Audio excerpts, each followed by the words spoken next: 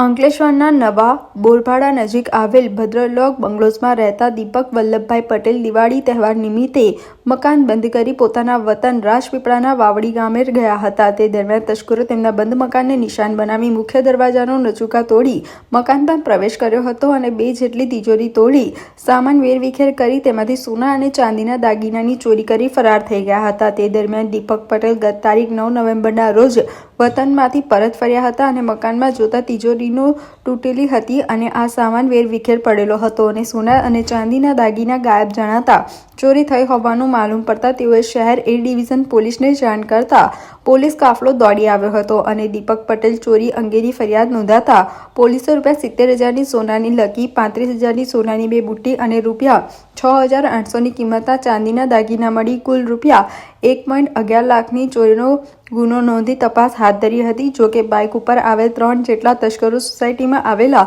CCTV કેમેરામાં કેદ થતા શહેર પોલીસે તસ્કરોને ઝડપી પાડવાની કવાયત હાથ ધરી છે. દીપક કુમાર વલ્લભભાઈ પટેલ છે. અમે રાજપીપળા દિવાળી રજામાં ગયેલા હતા. આવીને જોયું તો નચુકો તૂટેલો હતો અને તિજોરી બધી ફૂંફળેલી હતી.